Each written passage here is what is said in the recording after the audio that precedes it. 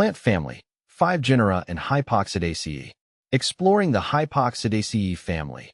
A dive into the genera Curculigo, Empodium, Hypoxis, Paridia, and Cynocurculigo. When I first became interested in the Hypoxidaceae family, I was struck by its diversity and distinct characteristics. This family of flowering plants, which is mostly found in tropical and subtropical regions, has always fascinated me due to its unique adaptive traits. The family isn't as commonly discussed as others, but once you dive deeper into it, the range of genera offers a lot to appreciate. In this article, I'll explore the primary genera within the Hypoxidaceae family: Curculigo, Empodium, Hypoxis, Paridia, and Cynocurculigo, offering insights into their botanical importance and characteristics. Curculigo, a unique genus of Hypoxidaceae. When I first encountered Curculigo, it was the distinctively linear leaves that grabbed my attention. The plants in this genus have a somewhat grass-like appearance, which can be deceiving until you take a closer look at their stunning flowers. The flowers of Curculigo are typically bright yellow or white, which contrast beautifully with the deep green of their leaves. A notable species within this genus is Curculigo orchioides, widely known in traditional medicine, particularly in India and China. It's often used as a herbal remedy for various ailments like sexual dysfunction and liver issues. Curculigo has this fascinating duality. On one hand, it's used as an ornamental plant due to its aesthetic appeal, and on the other, it's valued for its medicinal properties. I always feel this genus deserves more recognition for its versatile contributions. The adaptability of Curculigo to different environments, ranging from forests to rocky areas, is another aspect that makes it stand out. The plant's resilience makes it a great option for gardeners looking for something that can handle a variety of conditions. Empodium, a subtle beauty in the Hypoxidaceae family.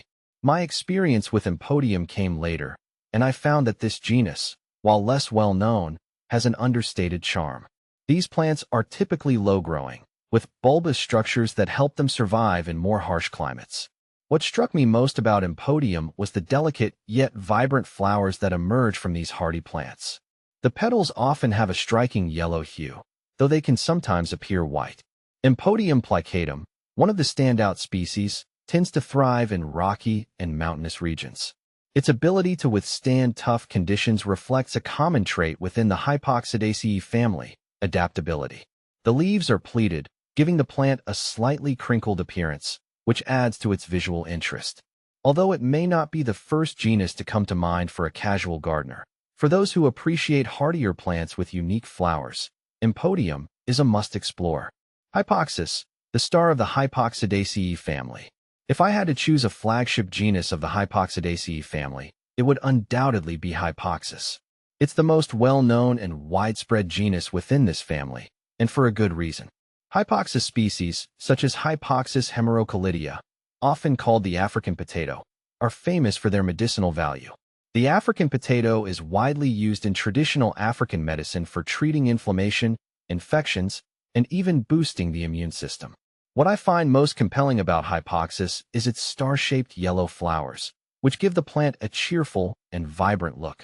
The plants generally grow in clumps and produce tuberous roots that store nutrients, enabling them to survive in nutrient-poor soils.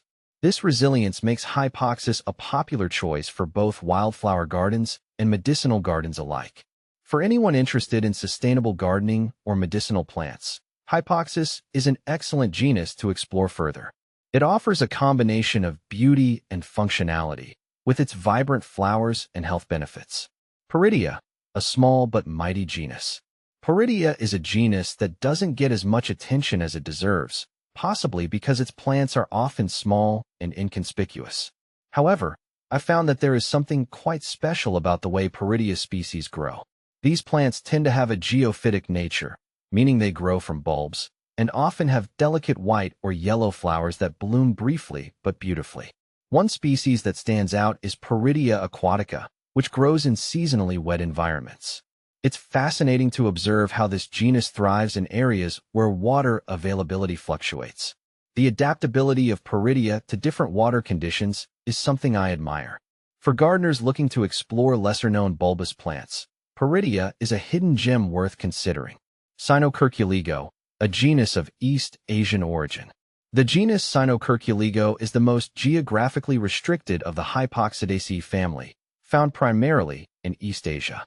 When I first learned about Cynocirculigo, what intrigued me was how closely it resembled Curculigo in both appearance and growth patterns. However, it has distinct floral characteristics that set it apart. Cynocirculigo tyshanica is a species I came across that embodies the genus's uniqueness. Its delicate white flowers contrast against its robust, grassy leaves, making it an eye-catching plant. What fascinates me most about Cynocirculigo is how it has adapted to its specific regional habitat, demonstrating the broader theme of adaptability that runs through the Hypoxidaceae family. Conclusion: the Hypoxidaceae family is a fascinating group of plants that showcases adaptability, resilience, and beauty. From the medicinal properties of Hypoxis to the ornamental appeal of Curculigo and the subtle charm of Impodium and Paridia, this family offers a wide variety of genera that can thrive in different environments. I've enjoyed diving deeper into the lesser-known Cynocirculigo as well, discovering its regional importance. For anyone interested in plants that offer more than just visual appeal, the Hypoxidaceae family provides a perfect balance of aesthetic value and practical benefits. Whether you're a seasoned botanist or a casual gardener, I highly recommend exploring the various genera within this family. There's always something new to discover with plants that have stood the test of time in such diverse environments.